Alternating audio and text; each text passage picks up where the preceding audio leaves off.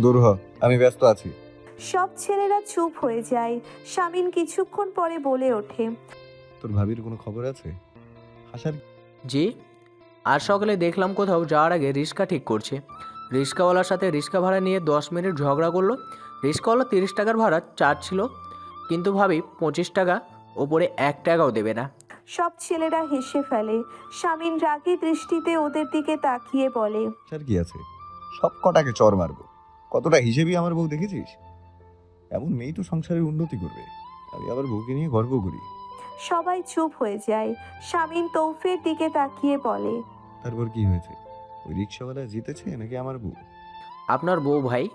বৃদ্ধা রিক্সাওয়ালা একবার ঘাড় ঘুরিয়ে আলোর দিকে তাকায়, তারপর নরম গলায় বলে।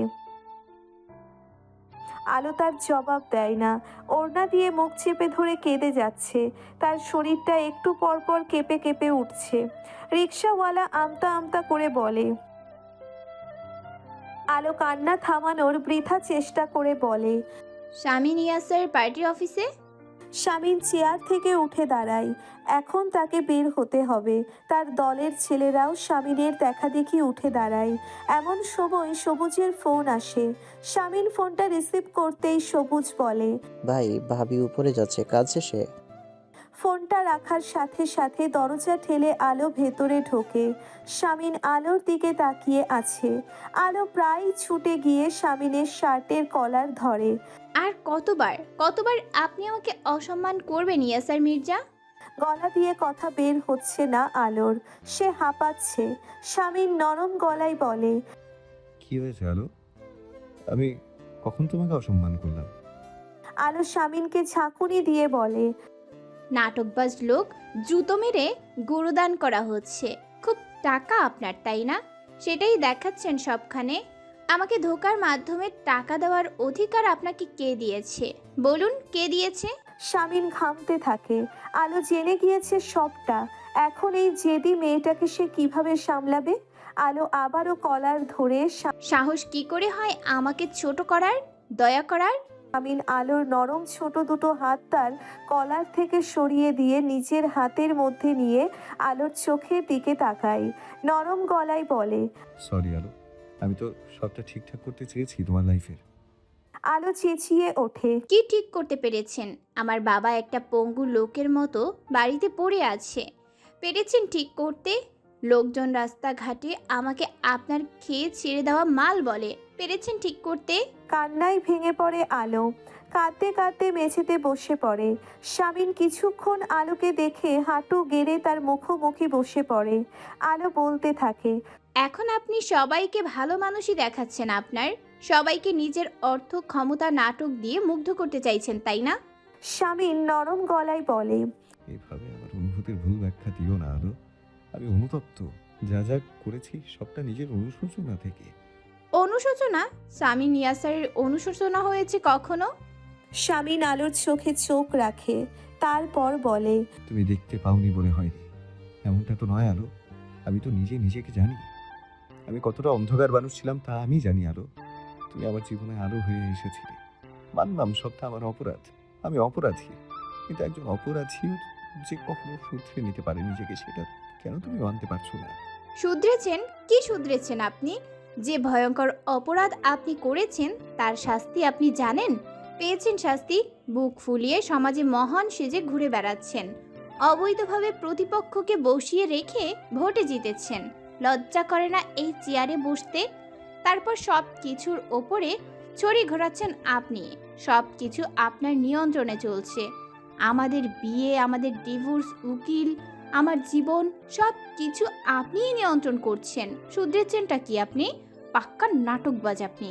শামিন আলোর চোখের দিকে তাকিয়ে থাকে। আলোর কান্নার বেগ বাড়ছে। সে উঠে দাঁড়ায়। শামিন নরম গলায় বলে। ভালোবেসে ফেলেছি তোমাকে আলো। আমার অনুভূতি গ্রহণ করতে না পারো, কিন্তু অসম্মান করো না অন্তত।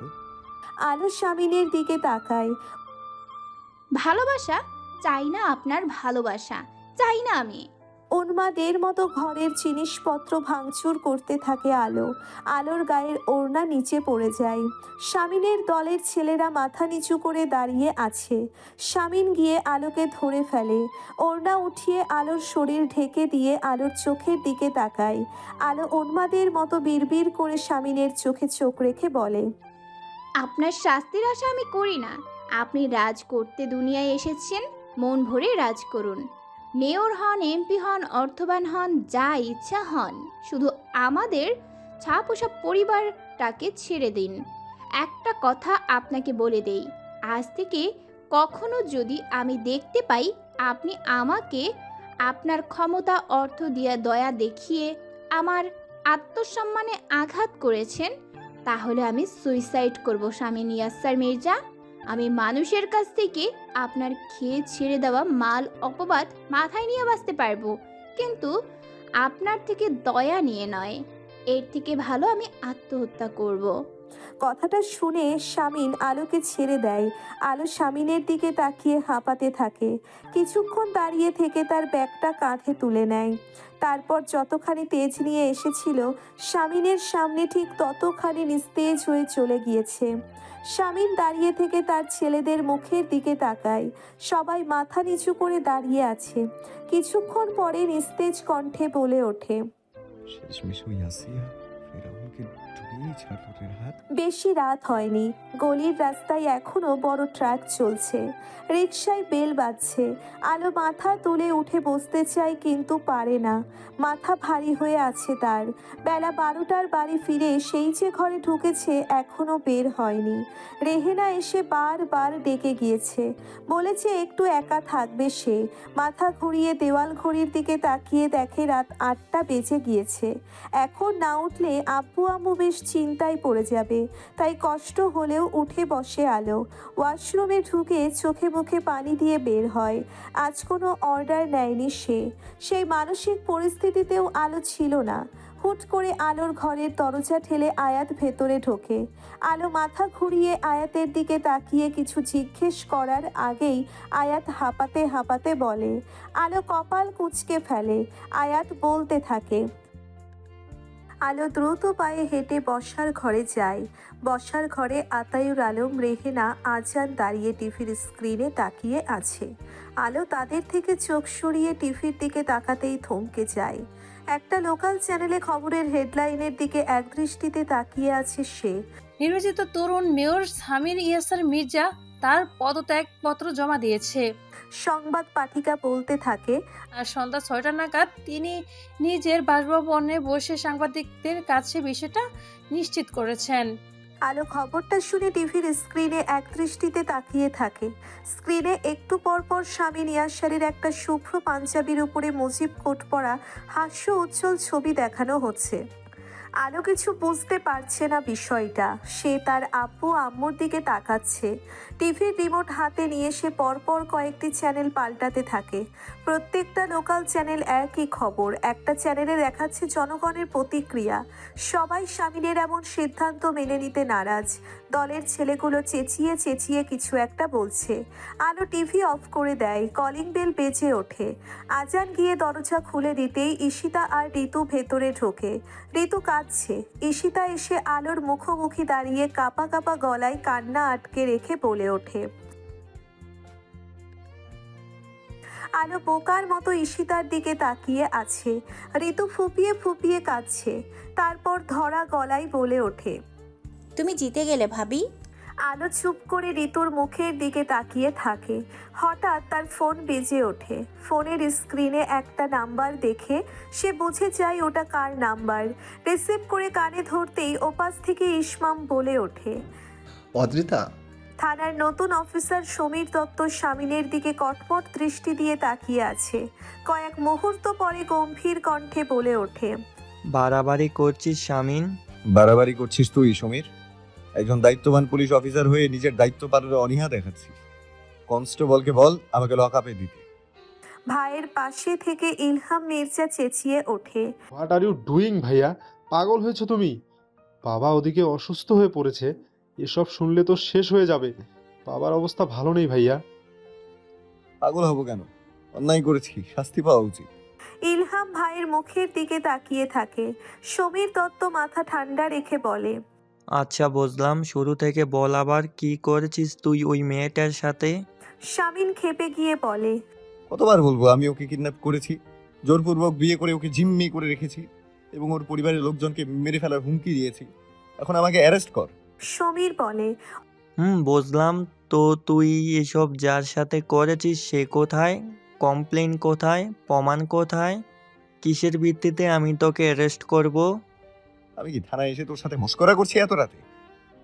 আমি নিজে স্বীকার করেছি সবটা, সেটা কি যথেষ্ট নয়? ওসি সমীর দত্ত শামিনের দিকে তাকিয়ে থাকে। ইলহাম অসহায়ের মতো তার বড় ভাইকে দেখছে। থানার বাইরে শোরগোলের আওয়াজ শোনা যাচ্ছে। শামিনের দলের ছেলেরা সবাই থানার বাইরে থেকে শামিনের সাথে যোগাযোগ করার চেষ্টা করছে। শামিনের সেদিকে কোনো ভ্রুক্ষেপ নেই। সমীর বেল টিপে একজন কনস্টেবলকে ডাকে। কনস্টেবল এসে দাঁড়াতেই সমীর বলে, বাইরে কি হচ্ছে? শামিন চুপচাপ বসে আছে, তার দৃষ্টি টেবিলের ওপর একটা পেপার ওয়েটের নিবদ্ধ। সমীর শামিনের দিকে তাকিয়ে বলে, তুই যা করতে চাইছিস তাতে তোর পুরো লাইফ, তোর রাজনৈতিক লাইফ জাস্ট ধ্বংস হয়ে যাবে। তুই কি বুঝতে পারছিস না? পদত্যাগপত্র জমা দিয়েছি। রাজনৈতিক লাইফ বলে তো আর কিছু নেই আমার। আমার লাইফের কথা যদি বলিস, ওটা এমনিতেও নষ্ট। ইলহাম আকুতির সুরে বলে ওঠে। ভাইয়া, কেন এমন পাগলামি করছো? শামিন কোনো জবাব না দিয়ে সমীরের চোখে চোখ রেখে বলে, অ্যারেস্ট কর আমাকে। আলো ফোনটা কানে ধরে চুপ করে থাকে। ওপাশ থেকে ইসমাম বলে ওঠে, অদ্রিতা, ভাইয়া আমাদের জন্য কতটা ইম্পর্টেন্ট তা তুমি নিশ্চয়ই এতদিনে বুঝতে পেরেছো। তো আমি কি করব ইসমাম? আমি তো কোনো কমপ্লেন করিনি। তোমার ভাইয়া নিজে থেকে এসে এসব করেছে। সেটাই অদ্রিতা, ভাইয়া নিজে থেকেই করেছে। আলো কিছুক্ষণ চুপ করে থেকে বলে, তোমরা আমার সাথে এমন করছো কেন ইসমাম? তোমাদের পরিবারের সবার মুখের দিকে তাকালে মনে হয় আসল অপরাধী আমি, তোমার ভাইয়া নয়। আমার অন্যায়টা কি, অপরাধ কি আমার, বলো? ইসমাম স্বাভাবিক গলায় বলে, অপরাধ করনি এমনটা তো নয় অদ্রিতা। ভাইয়াকে ভুল বুঝে চর মেরেছ, হেনস্থা করেছ একজন মানুষকে। আলো অবাক হয়ে ইসমামের কথা শোনে, বলে, তার জন্য কি আমি যথেষ্ট শাস্তি পাইনি ইসমাম? তোমার ভাইয়া নিজের হাতে আমাকে শাস্তি দিয়েছে। আমি তার পা ধরেছি, তুমি জানো। সেদিন তোমাকে বলিনি সেসব কথা। যথেষ্ট শাস্তি পেয়েছি। উল্টো আমার বাবা যা করেইনি তার জন্য আমার জীবনটা নষ্ট করে দিয়েছে তোমার ভাইয়া। ইসমাম কিছুক্ষণ চুপ করে থাকে, তারপর বলে, আমার পরিবারের প্রত্যেকটা মানুষের ভালো থাকা ওই মানুষটার সাথে জড়িয়ে আছে অদ্রিতা। প্রত্যেকটা মানুষের খুশি ওই মানুষটার উপর নির্ভর করে। এখন তুমি কি করবে সেটা তোমার বিবেচনা। অন্যায় আবদার বলো বা যাই বলো, মনে হলো তোমাকে বলতে পারি তাই বললাম। আর হ্যাঁ, আমি তোমাকে অপরাধী বলছি না অদ্রিতা, কোনো অবস্থাতেই না। আমি শুধু আমার ভাইয়ের জন্য কষ্ট হচ্ছে যেমনটা তোমার জন্য হতো। ইসমাম কল কেটে দেয়। ইসমাম ফোন কেটে দেয়। আলো ঘর থেকে বেরিয়ে বসার ঘরের দিকে যায়। ঋতু সোফায় বসে আছে, শাড়ির আঁচল দিয়ে চোখের পানি মুছে আলোর দিকে তাকিয়ে বলে, দয়া করো ভাবি, নিজের ভাইদের ভালোবাসা স্নেহ আমি পাইনি। ওই মানুষটা দিয়েছে আমাকে সেসব। আমি দয়া চাইছি তোমার কাছে আমার ভাইয়ের জন্য। রাহাতের ফোন বাজছে। থানার বাইরে দাঁড়িয়ে আছে সে। ভেতরে এইমাত্র জামিল গিয়েছে। ফোনের স্ক্রিনের দিকে কিছুক্ষণ তাকিয়ে থেকে রাহাত ফোনটা রিসিভ করে। ওপাশ থেকে সাগর ভুইয়ার কণ্ঠস্বর শোনা যাচ্ছে। খিকখিক করে হাসতে হাসতে বলে, কি রে শামিনের চামচা, তোদের ভাইয়ের হাওয়া বেরিয়ে গেছে দেখলাম। এখন কেমন লাগছে তোদের? রাহাত চুপ করে থাকে। সাগর বলতে থাকে, শালা ভয় পেয়ে মার ছেড়েছে নাকি? কোথায় তোর ভাই, কোথায়? রাহাত এদিক ওদিক তাকিয়ে গলার স্বর নিচু করে দাঁত খিচিয়ে বলে, আচ্ছা তাই নাকি? তাহলে টুট টুট শব্দ হয়। রাহাত ফোন কেটে দিয়ে দাঁড়িয়ে থাকে। ফুয়াদ থানার সামনে বাইক দাঁড় করিয়ে এগিয়ে যায়। রাহাত বলে, জামিল শামিনের হাত ধরে রেখেছে। উৎকণ্ঠা নিয়ে বলে, ভাই, সাংবাদিক এসে ভিড় করেছে, আপনি চলেন এখান থেকে, দোহাই লাগে। তোর বউ অসুস্থ, বাড়িতে যা জামিল। গম্ভীর কণ্ঠে বলে শামিন। সমীর শামিনের দিকে তাকিয়ে থাকে। ফুয়াদ ছুটে এসে শামিনকে ধরে, ঝাঁকুনি দিয়ে বলে, কি কি শুরু করেছিস এসব? শেষ করেছি সবটা। নিস্তেজ কণ্ঠে জবাব দেয় শামিন। তারপর সমীরের দিকে তাকিয়ে বলে, অ্যারেস্ট মি। বাড়াবাড়ি করছিস শামিন। ফুয়াদ চেঁচিয়ে ওঠে। সমীর কিছুক্ষণ শামিনের দিকে তাকিয়ে থেকে একজন কনস্টেবলকে বলে, নিয়ে যাও ওকে। শামিন চেয়ার ছেড়ে উঠে দাঁড়ায়। কনস্টেবল এসে নিয়ে যায় তাকে। ইলহাম আহত চোখে তাকিয়ে থাকে। ফুয়াদ সমীরের দিকে অসহায়ের মতো তাকায়। সমীর বলে, ওকে শান্ত করার জন্য পাঠিয়েছি লকআপে। কমপ্লেন না পেলে আমার বাপের সাধ্য নেই ওকে আটকে রাখার। চিন্তা করিস না। বাড়ির জামাটা পাল্টে একটা শাড়ি পরে নেয় আলো। পার্স ব্যাগের মধ্যে ফোনটা ঢুকিয়ে নিয়ে বসার ঘরের দিকে যায়। ঈশিতা উঠে দাঁড়ায়। রেহিনা কণ্ঠে উৎকণ্ঠা নিয়ে বলে, কোথায় যাচ্ছিস? আলো তার উত্তর না দিয়ে ঈশিতার দিকে তাকিয়ে বলে, ঋতুকে নিয়ে বাড়িতে যাও আপু, ও এমনিতেই অসুস্থ। ঠান্ডা গলায় প্রশ্ন করে ঈশিতা। আলো কিছু না বলে বেরিয়ে যায় ঘর থেকে। অনেক খুঁজে একটা রিক্সা পেয়েছে অবশেষে। থানার সামনে নেমে ভাড়া মিটিয়ে দিয়ে এদিক ওদিক তাকায়। থানার বাউন্ডারির ভেতরে শামিনের ছেলেরা দাঁড়িয়ে আছে। আলোকে দেখে তৌব সবাইকে নিচু স্বরে বলে, কে এসেছে দেখ। সবাই মাথা তুলে আলোর দিকে তাকায়। আলো ধীর পায়ে এগিয়ে গিয়ে তাদের দৃষ্টি উপেক্ষা করে থানার দালানের ভেতর ঢোকে। স্যার, একজন মেয়ে এসেছে আপনার সঙ্গে কথা বলতে। কনস্টেবলের কথা শুনে সমীর দত্ত তার দিকে তাকিয়ে বলে, একটু অপেক্ষা করতে বলো তাকে। অভিযোগ থাকলে নাও, আমি ব্যস্ত। ইসুফ। স্যার, মেয়েটির নাম অদ্রিতা আলো। সমীর ফুয়াদের দিকে তাকিয়ে বলে, এই সেই নয় তো? ফুয়াদ বলে, সম্ভবত। সমীর দত্ত কনস্টেবলের দিকে তাকিয়ে বলে, ভিতরে নিয়ে এসো। নীল রঙের একটা শাড়ি, জমিনে নেভি ব্লু সুতোর কাজ, আঁচল টেনে নিজেকে জড়িয়ে রেখেছে। চেহারায় সাজসজ্জা নেই কোনো, একেবারেই সাদামাটা। সমীর পা থেকে মাথা পর্যন্ত দেখে খুবই ভদ্রভাবে বলে, বলুন। আলো ঘরে থাকা প্রত্যেকের দিকে একবার করে তাকিয়ে চেয়ার টেনে বসে পড়ে। তারপর সরাসরি সমীরের চোখের দিকে তাকায়। সমীর বলতে থাকে, বলুন। ইয়াসার মির্জা কোথায়? নিস্তেজ কণ্ঠে বলে ওঠে আলো। লকআপে। আলো চমকে ওঠে। সমীর বলে, আমারই কনস্টেবল বলল পাঠাতে যাচ্ছিলাম আপনাদের বাড়িতে।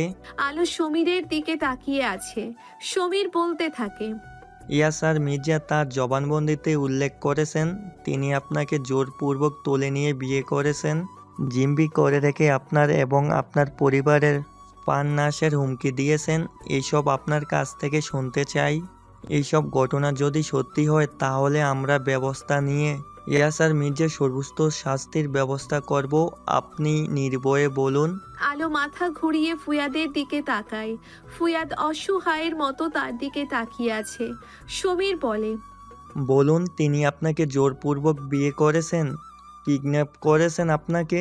আলো কিছুক্ষণ চুপচাপ বসে থেকে অস্ফুট স্বরে বলে, না। কোনো শারীরিক মানসিক আঘাত করেছেন কিংবা আপনার শ্লীলতা হানির চেষ্টা? আলো মাথা নাড়ায়। উনি যা যা বলছেন সবটা মিথ্যা? আলো মাথা নাড়িয়ে অস্ফুট স্বরে বলে ওঠে, জি। ওসি সমীর দত্ত আলোর দিকে তাকিয়ে আছে। কিছুক্ষণ পরে বলে ওঠে, লিখিত বয়ান দিন। আলো একটা কাগজে বয়ান লিখে নিচে সই করে দেয়।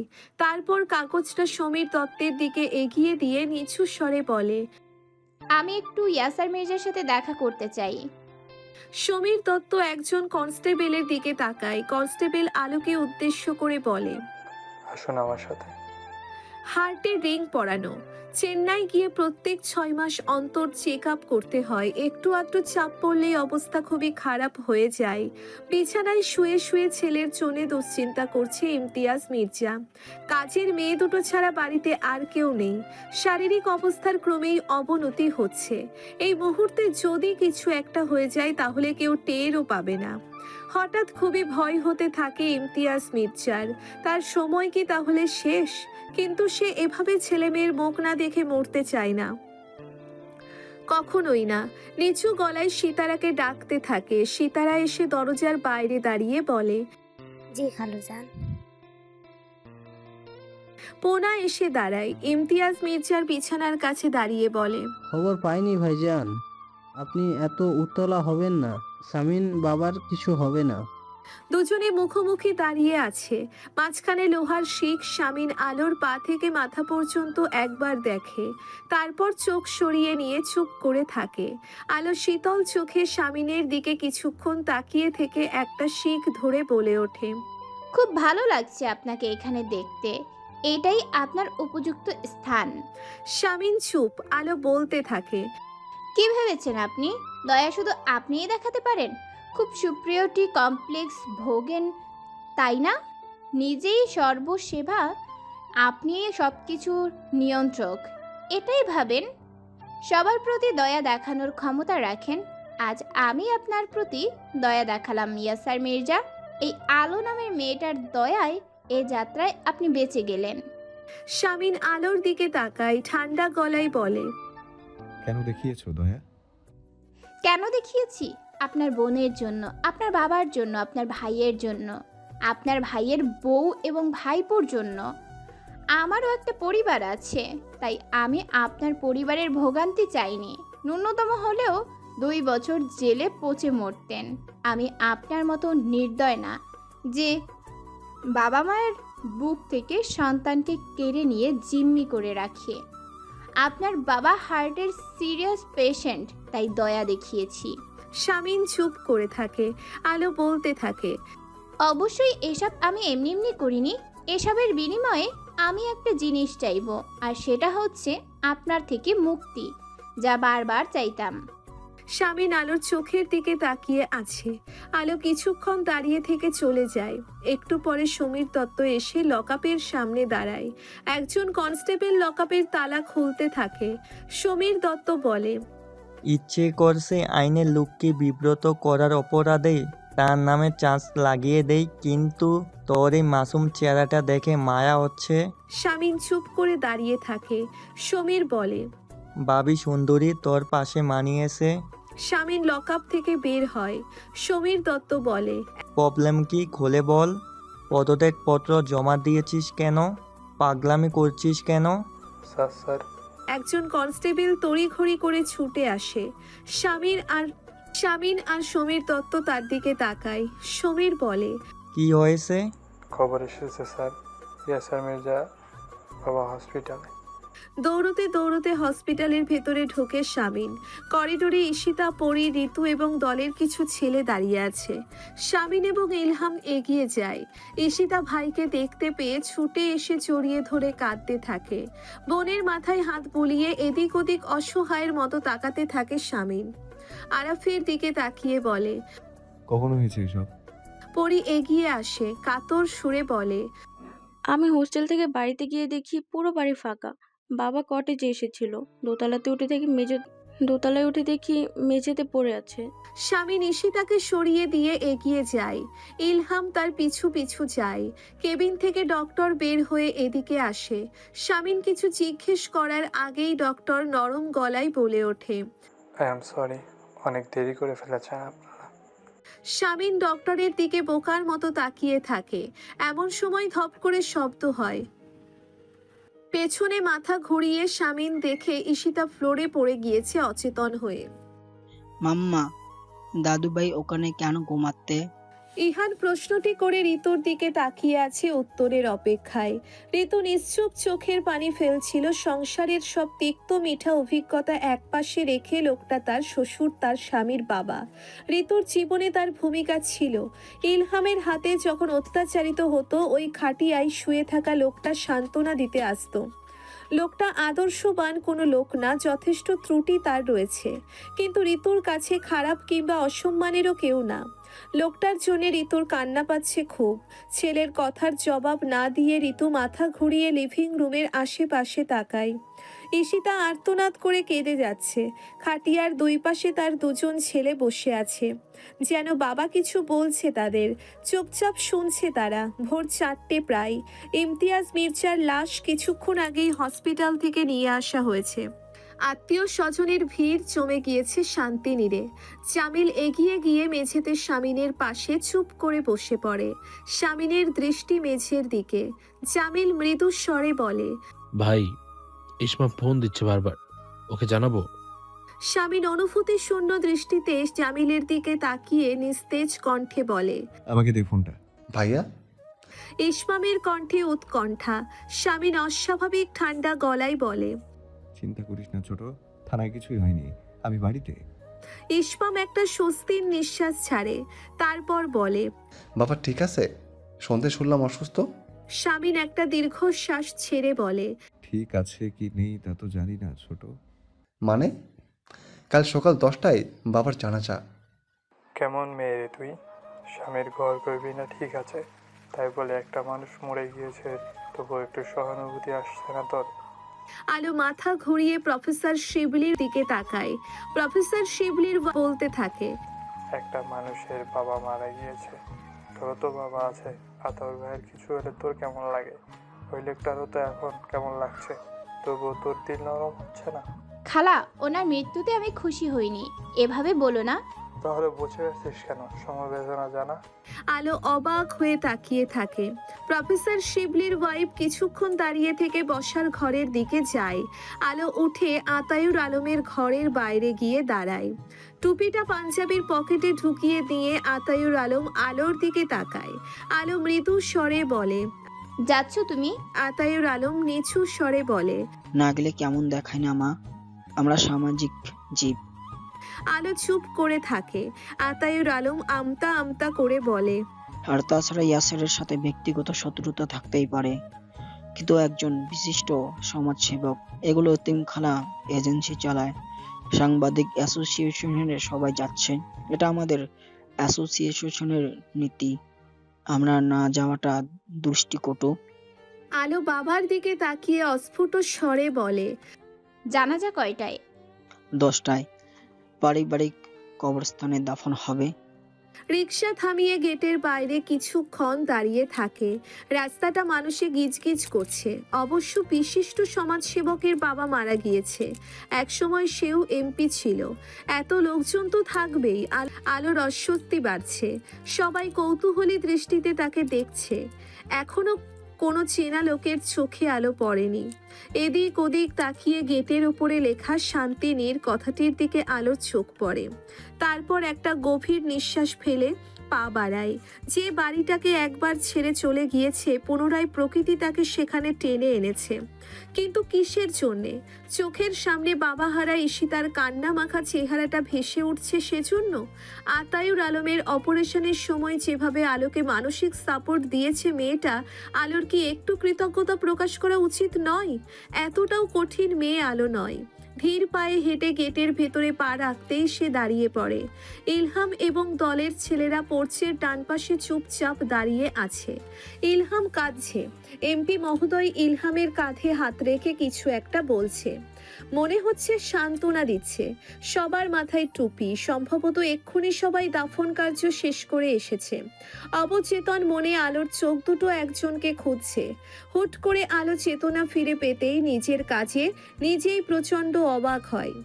জড়তা কাটিয়ে সামনে এগিয়ে যেতেই ইলহাম এবং দলের ছেলেদের সামনে পড়ে যায় আলো। সবাই কয়েক মুহূর্ত আলোর দিকে তাকিয়ে থেকে চুপচাপ হেঁটে চলে যায় সেখান থেকে। আলো শান্তিনীরের অন্দরমহলে প্রবেশ করে। করিডোর পেরিয়ে লিভিং রুমের দিকে এগোতেই কেউ চেঁচিয়ে বলে ওঠে। আলো দাঁড়িয়ে পড়ে। ইলোরা মির্জা আলোর সামনে এসে দাঁড়ায়। আলো তার দিকে তাকায়। আলো কি বলবে বুঝতে পারছে না। সত্যিই তো, সে কেন এসেছে তার সঠিক কোনো ব্যাখ্যা নেই তার কাছে। তবুও কথা গুছিয়ে নিয়ে বলে, ঈশিতা আপু। ইলোরা মির্জা আলোর পা থেকে মাথা পর্যন্ত একবার দেখে সরে দাঁড়ায়। নিচতলার লিভিং রুম থেকে চাপা আর্তনাদের শব্দ শোনা যাচ্ছে। লিভিং রুম ভর্তি মানুষ। আলো ইলোরা মির্জার দৃষ্টি উপেক্ষা করে এগিয়ে যায়। ভিড় ঠেলে দেখতে পাই ঈশিতা মেঝেতে বসে বিলাপ করে যাচ্ছে উন্মাদের মতো। দৃশ্যটা দেখে আলোর বুকটা মোচড় দিয়ে ওঠে। কিছু বছর পূর্বে মাকে হারিয়েছে, আর এখন বাবাকে। পুরোপুরি এতিম মেয়েটা। আলোর বুকে যন্ত্রণা হচ্ছে খুব। এই পরিস্থিতিতে তো সেও পড়তে পারতো। কিন্তু মাথা তুলে আলোর দিকে দিকে তাকাতেই থমকে যায়। আলোকে সে আশা করেনি। পরি উঠে আলোর দিকে ছুটে এসে আলোর হাত ধরে ঈশিতার কাছে নিয়ে যায়। ঈশিতা হাউমাউ করে কেঁদে যাচ্ছে। আলো গিয়ে ঈশিতার মুখোমুখি বসে পড়ে মেঝেতে। ঈশিতা কাঁদতে কাঁদতে আলোর দিকে তাকায়।